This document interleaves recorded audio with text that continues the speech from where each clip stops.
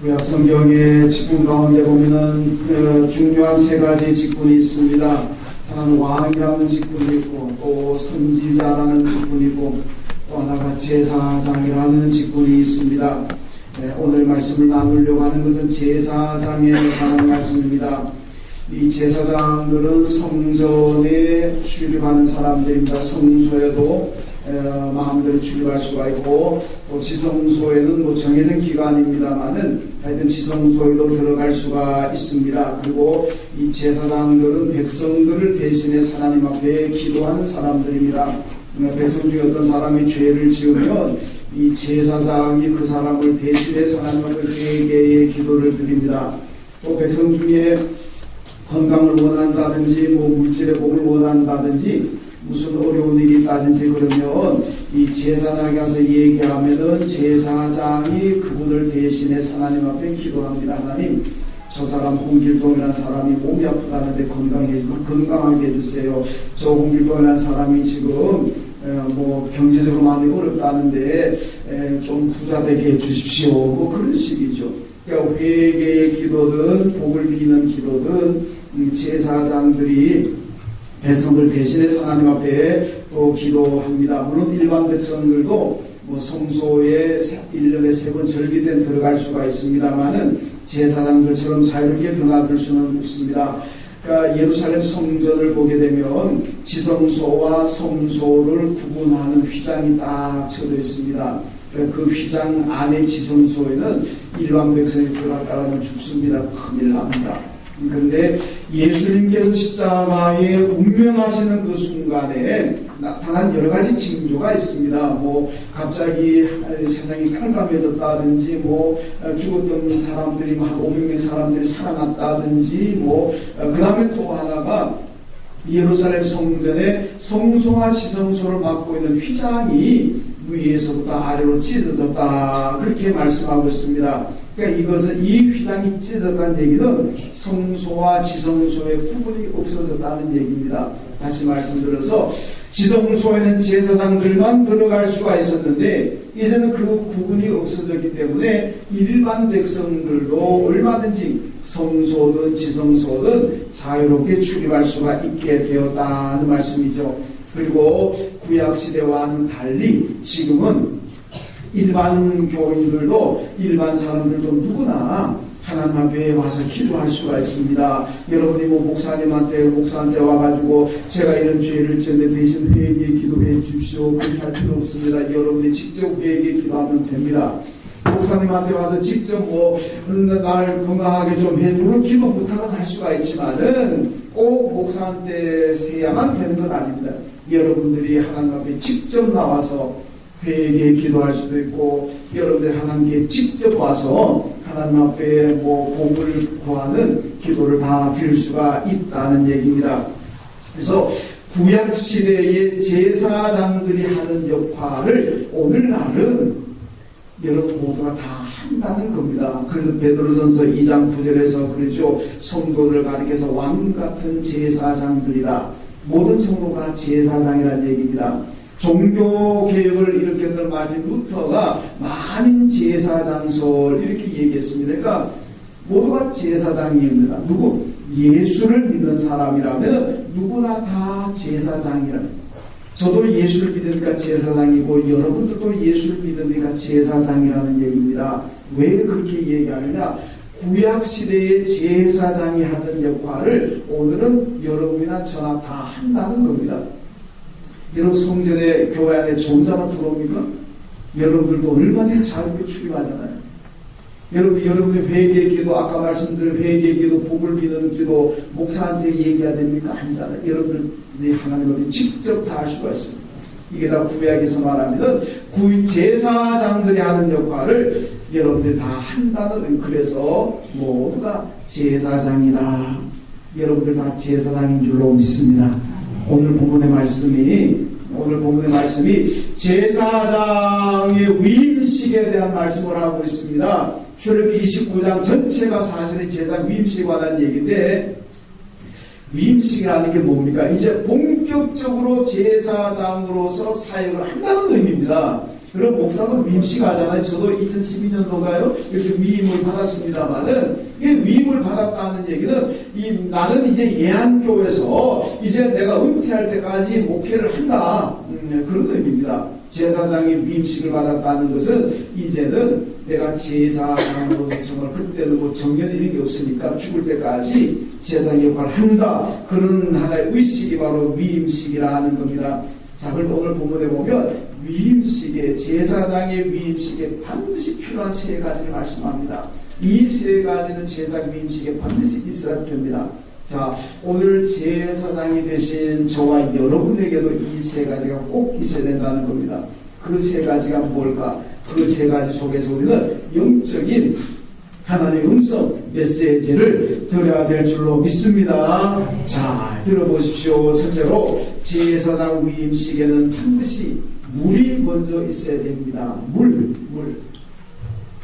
오늘 본문 앞에 나온 29장 4절에 보면은 아론과 그 아들들과 제단과 제물을 다 물로 씻으라 이렇게 말씀합니다. 여러분, 아론과 그 아들 제사장들도 물로 씻어야 되고 제단도 물로 씻어야 되고 모든 드려지는 제물도 전부 다 물로 씻으라. 그래서 정결하고 깨끗하게 하라 그 말씀입니다. 여러분, 그런데요, 성전에 들어가면은 옛날 예루살렘 성전에 들어가면은 맨 앞에 뭐가 있냐면 번제단이라는 게 있습니다. 이 번제단 위에다가 제물을 올려놓고 하나님 앞에 제사드리잖아요. 그런데 번제단 옆에는 반드시 있어야 될 것 또 하나 있습니다. 그게 뭐냐, 물두멍이라는 겁니다. 물을 담아놓은 그릇이 반드시 있어야 됩니다. 그럼 뭐한데 번제단 옆에다가 왜 물두멍을 놓아두느냐? 제사를 집례하는 제사장은 하나님 앞에 제사를 드리기 전에 반드시 손을 씻으라는 얘기입니다. 물두멍에 손을 반드시 씻고 제사를 드리라. 정결한 가운데 제사 드리라 하는 말씀입니다. 이게 얼마나 중요하겠습니까? 여러분, 손 씻는 거요. 오늘날 우리 건강 때문에 손을 씻지만은 유대인들은요, 하나의 신앙적인 의미에서 손을 반드시 씻습니다. 여러분, 예수님 당시에 보면은 제사들이 손을 안 씻고 밥을 먹은 적이 있습니다. 그러니까 바리새인들이 보고 뭐라 그럽니까? 아니, 당신이 하나님의 아들 메시아라고 자처하면서 어떻게 당신의 제자들이 밥을 먹을 때 손을 안 씻고 먹을 수가 있느냐? 이런 죄를 범할 수가 있느냐? 이런 밥 먹을 때 손 안 씻고 먹을 수 있잖아요. 물론 손 씻고 먹는 게 좋지만은, 아니, 뭐 손 안 씻고 먹을 때가 얼마나 많은데, 저도 손 안 씻고 먹을 때 많습니다. 근데 유대인들은요, 예수님의 제자들 손 안 씻고 먹었다고 야단을 하잖아요. 그만큼 손 씻는 걸 중요하게 생각합니다. 밥 먹을 때도 손 안 씻었다고 예수를 욕하고 비난하는데, 그럼 제사장이 제사를 집전할 때 손을 안 씻고 제사 집전했다고 생각해 보세요. 야단날이 큰일 아닙니까? 반드시 손을 씻어야 된다. 뭡니까? 제사장이 손을 씻는다는 것은 하나님 앞에 제사 드리기 전에 먼저 자기를 정결하게 한다. 회개한다는 겁니다. 회개하고 정결한 심령과 몸을 하나님 앞에 제사를 드린다는 말씀이에요. 여러분, 영적인 의미가 무엇입니까? 하나님께 제사는 오늘날 예배 아닙니까? 예배 드리는 사람들이 와서 먼저 예배 드리기 전에 반드시 해야 될 것, 손 씻는 겁니다. 회개하라는 얘기입니다. 뭐다 꼭 어디 가서 정말 손 씻으라 그런 뜻이 아니고, 구약의 손 씻는 행위라는, 제사 드리기 전에 손 씻는 행위는 오늘로 말하면 예배 드리기 전에 회개하고 예배 드리라는 말씀입니다. 그래서 제가 여러분 예배 시간 좀 일찍 오라고 그러잖아요. 예배 시간 15분, 10분 일찍 오십시오. 이러고 일찍 오셔야 됩니다. 왜? 예배 드리기 전에 손 씻어야 될 거 아닙니까? 와서 앉아가지고 한 주간 동안 살아오는 걸 한번 되새겨보면서 내가 하나님 앞에 한 주간 살면서 죄를 지었던 거, 그거 생각하는 거 회개하고, 그리고 예배 드려야 될 거 아닙니까? 예배 시간 딱 때가 들어오시고 예배 시작하고 난 다음에 들어오시고 하면 언제 회개할 겁니까? 언제 손 씻을 겁니까? 손 씻을 시간이 없습니다. 회개할 시간이 없어요. 그러면은 손 못 씻고 회개하지 못하고 예배를 드리게 됩니다. 그 예배는 하나님께서 결코 기쁘게 받으시는 예배가 아니라는 겁니다.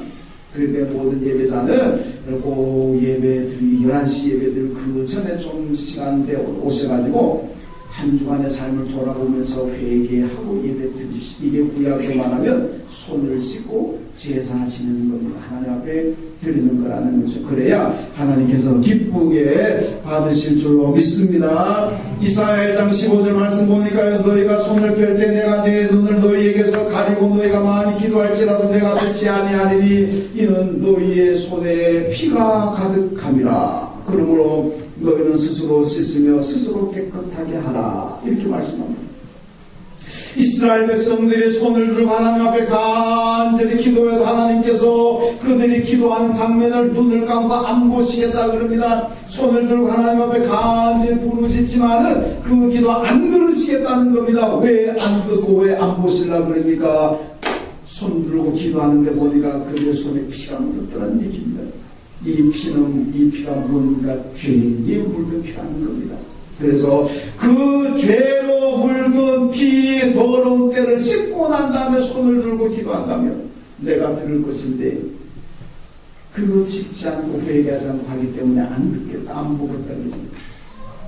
그러니까 우리는 예배든 기도든 먼저 손을 씻는 작업, 정결하게 되는 회개부터 하고 기도하고 예배 드리라는 말씀입니다. 그런데 하나님께서 기도도 받으시고 예배도 받으신다는 말씀입니다.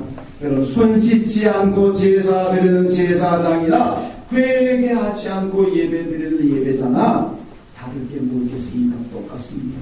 그러니까 우리 회개하고 예배를 드려야 된다는 말씀이에요. 회개하는 사람은 아름답습니다. 회개하는 사람은 감동적입니다. 여러분, 바리새인들이 죄를 가지고 있으면서도 자기는 죄 없다 그러면 얼마나 교만합니까? 얼마나 거만합니까? 바리새인들 때문에 많은 사람이 정죄를 당합니다. 많은 사람이 죽습니다. 영적으로 생각한다면 바리새인에게서는 악취가 납니다. 그 악취를 맡고 쓰러지고 죽는 사람들이 납니다. 가스만 맞고 사람 죽습니까? 교만하고 거만하고 회개하지 않는 사람에게서 나온 악취를 맡고 사람들이 쓰러지고 넘어집니다. 그러나 그런 성경에 보시면요, 회개하는 사람들 있잖아요. 너무나 아름다워 감동적입니다. 여러분, 예수님께 나와서 나하고 순전한 그 향수를 예수님 머리에 부었던 그 여인이 보통 성경학자들 창녀였다고 합니다. 그러니까 창녀로 살아온 자기가 너무너무 큰 죄인이라서 주 앞에 나와가지고 그 비싼 향유를 예수님 머리를 보고 자기 머리털 가지고 예수 발을 닦습니다. 비록 죄를 가지고 사람들에게 비난받으며 살아왔지만 회개하며 예수님 앞에 무릎 꿇는 그 순간 얼마나 아름답고 얼마나 감동적입니다. 여러분, 회개하는 사람에게는 사람은 거만하고 교만해가지고 오히려 그에서 악취를 하고 사람들이 쓰러지고 넘어지게 된다는 얘기입니다. 여러분, 회개하는 사람은요, 마음이 온유하고 겸손하고 예수님 성품을 닮아가는 거죠. 회개하지 않는 거만합니다. 그리고 다 여러분 제사장 아닙니까? 손을 씻읍시다.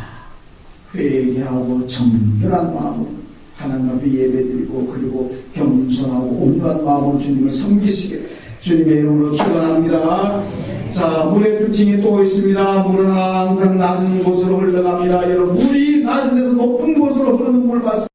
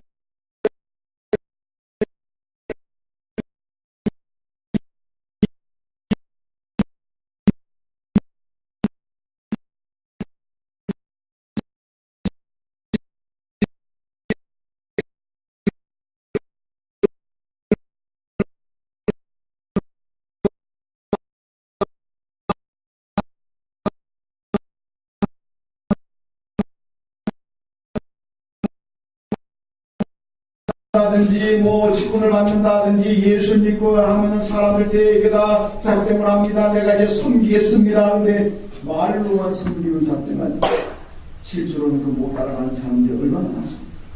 섬기는 작정했습니다. 그러고 오래 섬김 받으려고 합니다. 그건 안 됩니다. 여러분 물처럼 나가서 항상 섬기는 사람이 되어야 됩니다. 섬기로 작정하는 사람이 복입니다. 여러분 제사장으로서 여러분 물처럼 항상 예배 드리기 전에 손을 씻으십시오. 회개하시고 그리고 물처럼 낮아져서 잘 섬기시길 주님의 이름으로 축원합니다. 두 번째로 제사장에게는 기름이 꼭 필요합니다. 오늘 7절과 36절 말씀 보니까요, 기름을 아론과 그 아들들과 그들의 옷에 부어라 이렇게 말씀합니다. 여러분 성경에서 기름은 다 성령을 가리키고 있습니다. 요즘 우리 새벽 기도회 때 출애굽기 지금 하고 있습니다만 출애굽기 보면 성막을 건축하는 장면 나옵니다. 이 성막 건축하는데 하나님 일꾼을 쓰시는데 대표적인 일꾼이 뭐 부사레를 하는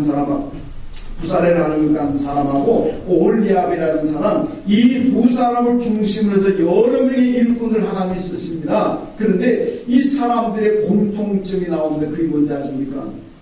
하나님의 영이 임하는 사람, 성령이 임하는 사람이라는 겁니다.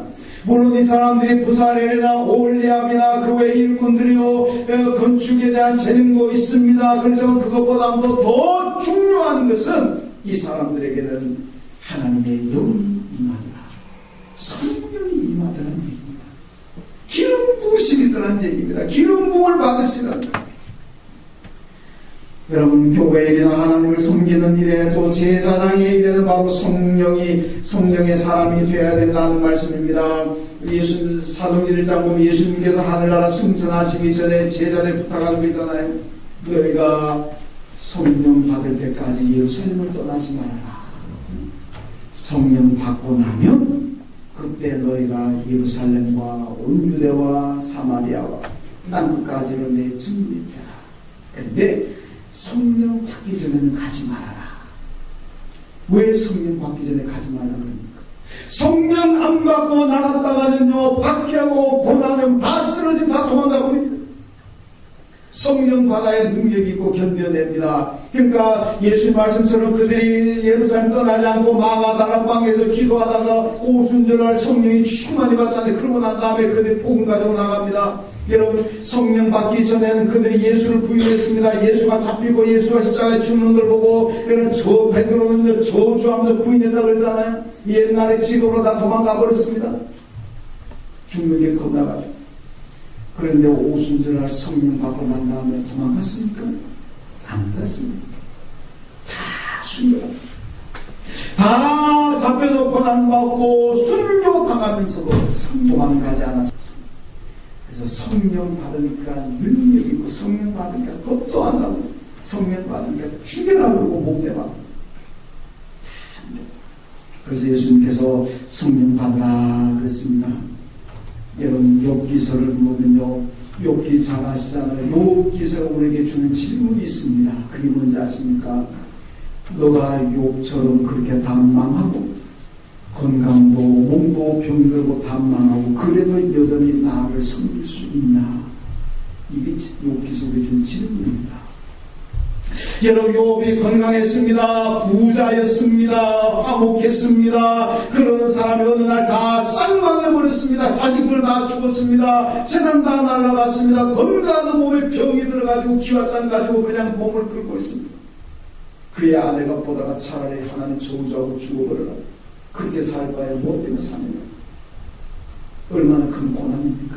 그런데요, 욥기서가 하나님이 우리에게 질문하면 너희들이 욥처럼 이렇게 망가지고 욥처럼 이렇게 고난을 당해도 그래도 여전히 너가 날 섬길 수 있느냐?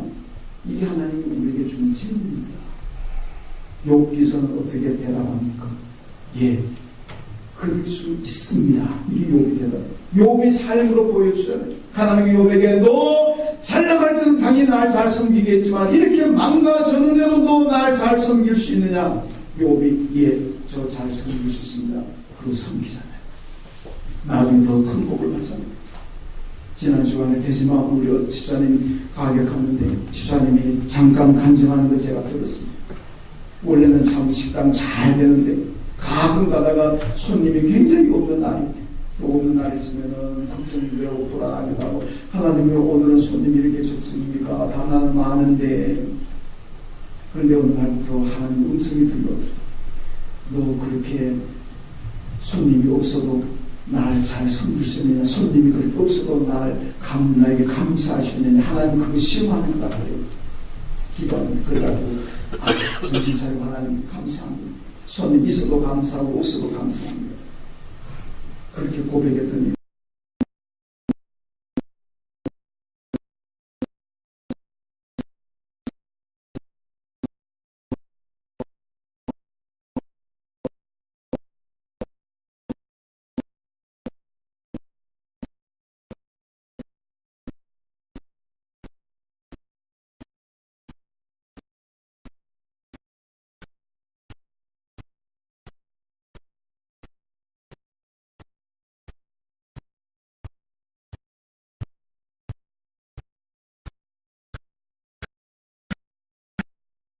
가장 능력 있는 사람은 욥이라고 생각합니다. 여러분 욥이 병자 고친 적이 없습니다. 욥이 기도해가지고 무슨 뭐 기적 일으킨 적은 바울처럼 그냥 막 죽은 사람 살리고 무슨 베드로처럼 무슨 뭐 귀신 쫓아내고 욥은 그런 거 한 번도 한 적이 없습니다. 그런데 저는 욥이 제일 능력자라고 생각합니다. 왜? 그렇게 고난하고 그렇게 다 망가졌는데 여전히 하나님을 섬기잖아요. 이게 능력인 줄로 믿습니다. 여러분 우리는 생각할 때 내가 기도해가지고 병자 낫게 하고 내가 기도해가지고 무슨 뭐 돈이 막 돈가락이 떨어지고 빵 모자라고 빵 한 조각으로 기도했더니 빵이 막 100개, 1000개가 되고 그러면 능력 있는 걸로 많이 생각하잖아요. 아닙니다. 여러분 욥처럼요 다 망가져 싹 없어져. 그래도 여전히 하나님을 믿는 그 능력하세요. 그런 능력을 받아야 될 줄로 믿습니다. 여러분 좋을 때 누가 감사 못합니까? 좋을 때 잘 될 때 누가 하나님을 찬양 못하고 누가 하나님을 잘 못 믿겠습니까? 그런데 욥처럼 다 없어졌습니다. 전부 알았습니다. 사람들이 볼 때마다 불행합니다. 여러분 그럴 때도 변함없이 하나님을 믿고 예수를 믿을 수 있는 사람 그분이야말로 진짜 능력인 줄로 믿습니다. 우리 그런 능력자가 되어야 돼요. 여러분 사시다가 오면요 살 때도 있지만 안 될 때도 있습니다. 건강할 때도 있지만 아플 때도 있습니다. 그래도 여전히 하나님을 믿고 그래도 여전히 예수 믿는다. 그분이 바로 능력 있는 성도라. 하나님이 가끔씩 우리에게 그런 때를 주실 수가 있습니다. 왜? 너가 이럴 때 너 나 어떻게 할래? 나 어떻게 할래? 이거는 시험할 수 있잖아요. 여러분 어떤 환경에서든 간에 하나님 잘 섬기고 예수 잘 섬기십시오. 그럼 하나님께서 복 주실 줄로 믿습니다. 여러분 기름의 특징이 또 있습니다. 여러분 목양실에 제 방이에요. 문 열면 삐 소리가 났습니다.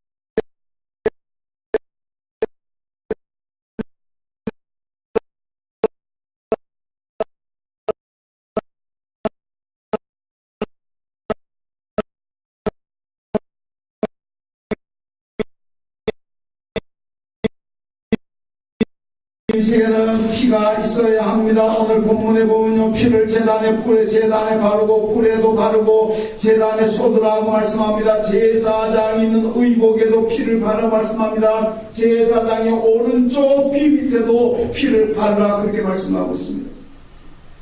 피가 무엇입니까? 피는 열정입니다. 사람들이 싸우다가 오늘 내가 피를 보겠다 그런 얘기 하잖아요. 그게 무슨 의미입니까? 끝장 보겠다는 거 아닙니까?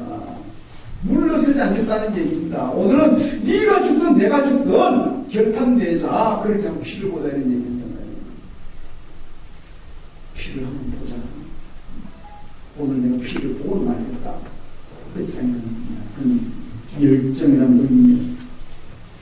여러분, 제사장이 성도들의 열정이 있어야 됩니다. 끝까지 포기하지 않고 나아가는 그런 열정과 사명이 있어야 된다는 말씀입니다. 여러분, 성경 보면 열정 있는 사람들이 하나 축복받습니다. 예를 들어 소경들이 예수가 지나가서 보고 다윗의 자손이여 나를 불쌍히 해주시오 눈뜨게 해주시오 그러잖아요. 지나간 사람들이 얼마라고 죽을래? 그리고 소경은 저주받은 병이라 생각하는데 누가 죽여도 상관없습니다. 너 죽는다? 그래 너 죽이라면 죽여라. 내한테 오는 차가운 기운이 난 절대로 포기 못한다. 그리고 그냥 예수 그 열정도 속에 예수님을 갖춰주셨잖아요. 귀신 들린 딸의 그 귀신을 쫓아내어 달라고 예수께 강한 년이 나왔습니다. 제자들이 그냥 나가라고 시끄럽다고 예수님 접근 못하게 만들었습니다. 예수님도 자녀의 떡을 제 개에게 던지는 것 마땅하지 않다. 개 치고 했습니다. 얼마나 모멸감이고 얼마나 무시하는 거 아닙니까? 그런데 그는 포기하지 않습니다. 맞습니다. 그래도 부스를 좀 주십시오. 포기하지 않고 열정을 가지고 따라갑니다. 우리 주님께서 그래 너 믿음이 대단하구나. 네 딸 다 나았다. 그 딸을 고쳤지 않습니다. 여러분, 신천지 10명이요 100명의 교회를 접수해버립니다. 신천사는 10명이 1000명의 교회를 접수해버립니다. 왜 그렇습니까? 그들의 열정이 있어요. 이 살군니다.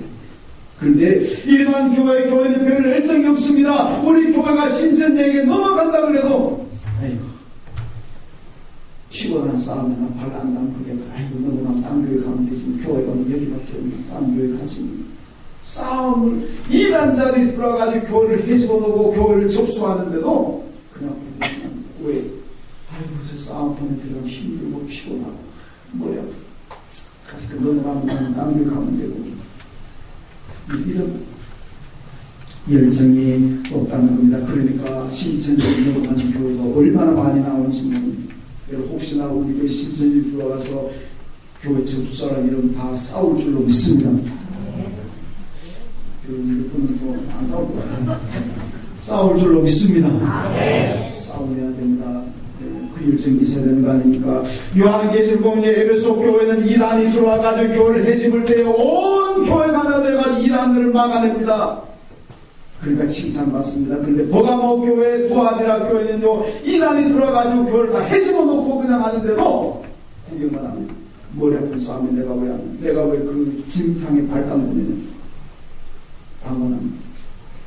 그러다가 주님께 그 책망을 받았습니다.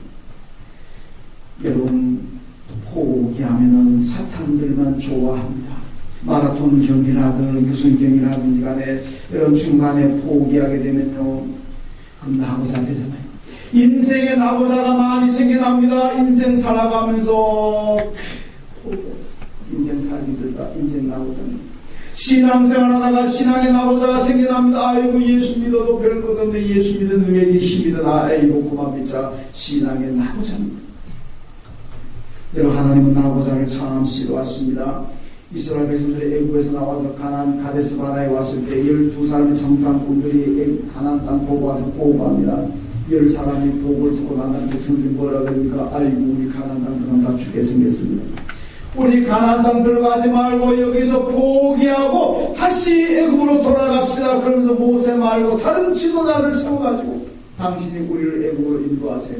포기하고 애국으로 돌아가려면서 그러다가 어떤 일이 났습니까? 하나님께서 애국으로 나온 사람 중에 20세 이상 된 사람 가운데는 요수아와 갈렙을 제외하고 전부 광야에서 다 죽습니다. 중도에 포기하는 거예요. 가나안 땅 향해 가면 계속 가야지. 좀 어렵다고 포기해버리면 하나님께는 버림받는다는 얘기입니다.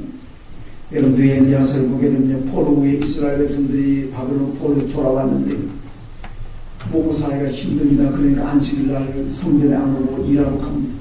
먹고 살기 힘들다 보니까 재물도 안 갖다 바치고 요즘 말로 헌금도 안 해버립니다. 그러니까 제사장들 레위인들이 먹고 살길이 막막하습니다. 그러니까 제사장 레위인들 전부 다 성전에 서표 던져버리고 다 낙향하고 먹고 살고 생계를 찾아 지방으로 안 내려가 버렸습니다. 느헤미야가 와가지고 다 책망합니다. 어떻게 어려움이 있다고 해서 안식일 준수를 포기합니까? 어떻게 어려움이 있다고 해서 제사장직을 포기합니까? 다 잘못됐습니다. 그래서 바로 잡는 모습을 보여주고 있습니다. 여러분 열정이 없으면 끓는 피와 같은 열정이 없으면 힘들고 고난은 포기하게 된다는 거죠. 다시 옛날로 돌아가게 된다는 얘기입니다. 여러분 무슨 일이든지 간에 도중에 위기가 옵니다. 장애물이 생길 수가 있습니다. 열정이 없으면 포기하게 됩니다. 그런데 하나님은 포기하는 사람들하고 같이 일하지 않는다는 말씀입니다. 신앙과 봉사 열정을 가지십시오. 끝까지 포기하지 않는 신앙이 되십시오. 바울이 디모데 4장에서 뭐라고 합니까? 나는 달려갈 길을 다 달려갔지. 바울은 그 길에 순탄해가지고 달려갈 길 다 달렸겠습니까? 얼마나 고난이 많고 죽을 뻔한 위기도 얼마나 많았고 반대자들이 얼마나 괴롭혔는지 말입니다. 그럼에도 불구하고 포기하지 않고 열정을 가지고 달려왔어요. 그래서 마지막에 나는 달려갈 길을 다 달렸습니다. 여러분 바울과 같은 이 열정을 가지십시오. 여러분 믿음의 신앙의 경주자로서 달려가는 길에 오름이 있고 고난이 있을 수가 있고 장애물이 있을 수 있습니다. 그래도 그 때문에 포기하고 중간에 멈춰서는 것이 아니라 성령으로 성령의 길을 모시고 이겨나가고 마지막까지 우리가 가야 할 믿음의 길을 다 달려나가시기를 주님의 이름으로 축원합니다. 알겠습니다. 하나님 감사합니다. 오늘 우리가 제사장으로서 가져야 될 것 물과 기름과 피를 말씀하셨습니다. 언제나 하나님 앞에 정결하게 하시고 낮아지게 하여 주시고 성령의 기름 부으심으로 어떤 고난도 이겨내게 하여 주시고 끓는 피와 같은 열정을 가지고 주님 주신 사명을 감당하는 우리 모두가 되게 하여 주옵소서. 예수님의 이름으로 기도하옵나이다. 아멘.